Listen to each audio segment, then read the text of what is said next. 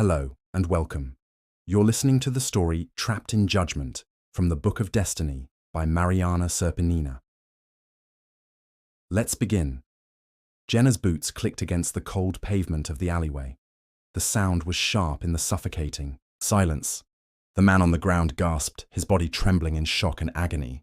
He was dying, his last moments slipping away like sand through his fingers. And before darkness claimed him, he saw her. She stood over him, untouched by time.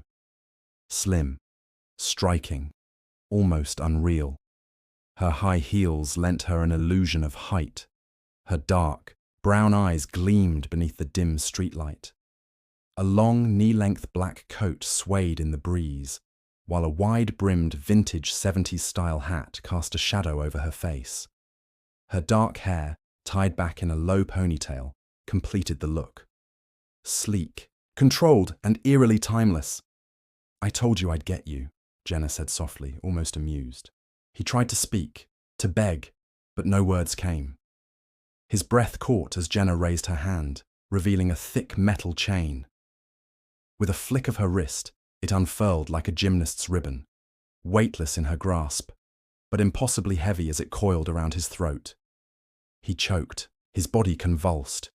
Jenna only smiled and stepped back. The chain tightened. She gave a sharp tug and something tore free, a sickening pull, like a thread torn from the depths. He gasped, reached out and passed through his own body. He was out. Jenna turned, moving with a dancer's grace. She walked and dragged him with her. He felt everything. The scraping pavement, jagged stones, shards of glass. His body lay behind, but the pain was real. Two wolves prowled beside her.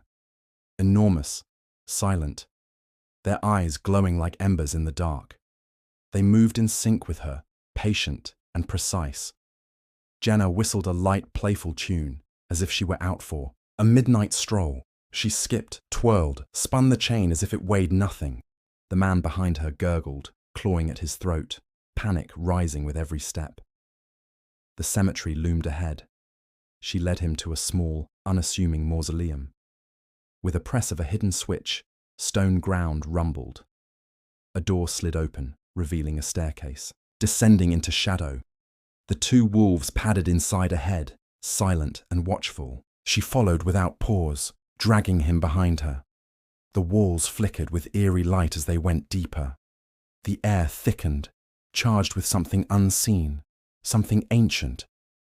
And then, the gates. Jenna and her wolves stepped through the first gate with cold, casual ease.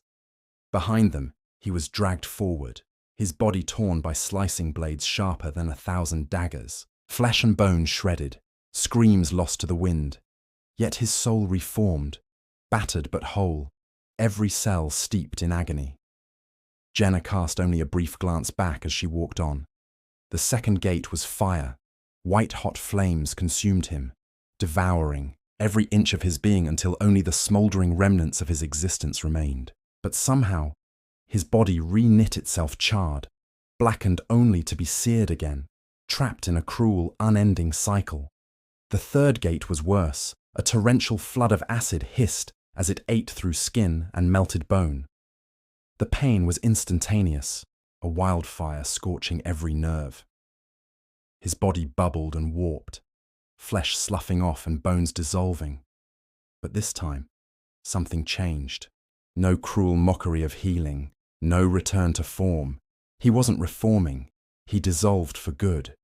A shifting mass of bubbles, eyes and mouth adrift, floating helplessly in the corrosive void, unable to scream, unable to escape.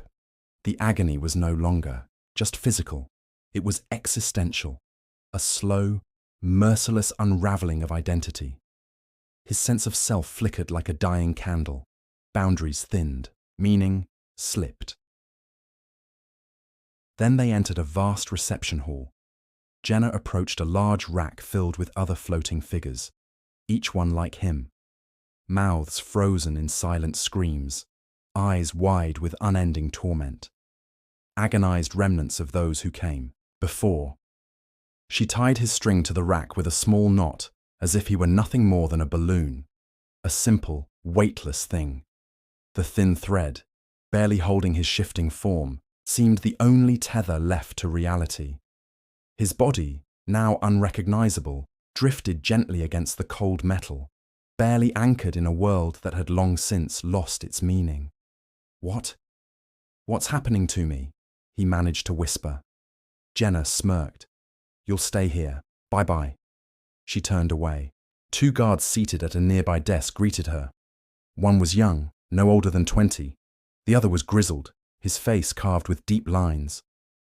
"You look great today, Jenna," the younger one said. "Did you do something with your hair?" Jenna grinned, flicking her ponytail. "Nah, just woke up like this." She brushed past them, the wolves trailing close behind as she headed back the way she came. The younger guard watched her go, frowning. "You think she'll ever leave?" The older guard sighed, stretching his arms. "They all say they will." The younger guard hesitated, then leaned forward. "But she's death, right? Doesn't that make her, like, the most important?" Everyone's scared of her.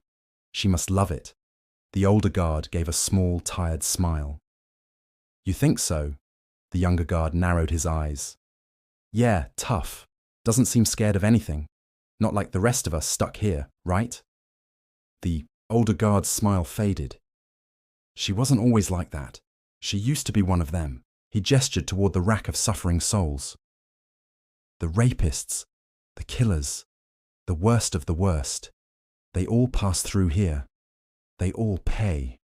The younger guard blinked. "Wait, she was like them?" The older guard nodded. "Yeah, she wasn't always death." The younger guard's brow furrowed.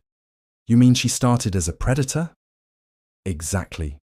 First a predator, then a victim. After that, she got stuck just like the others." He nodded toward the rack again. "Slaves of destiny." The younger guard frowned. "So she's trapped, like all of us?" The older guard paused, his gaze drifting. "Yeah, this cycle never stops. Some of those souls might have been here before, just like she was. One life, they're the victim. Another, the predator. Then maybe death. 1 minute, you're the judge. The next, you're the one being judged." The younger guard's eyes widened. "So, some of these guys, these murderers and rapists, used to be death." The older guard nodded slowly. "Probably. Someone kills. They end up here. They pay for what they did. Then they're sent back to Earth, and in their next life, they die the same way they once killed. That's the victim stage. After that, they come back here, and they're given a choice. Become death, or move on." He added quietly. "Most choose death. Revenge feels right." He exhaled slowly, a breath heavy with centuries. "But once they're satisfied, they go back. They become predator again, then victim. Same crime, same pain, over and over." The younger guard swallowed hard. "So, there's no way out?" "There is a way out, but almost no one takes it."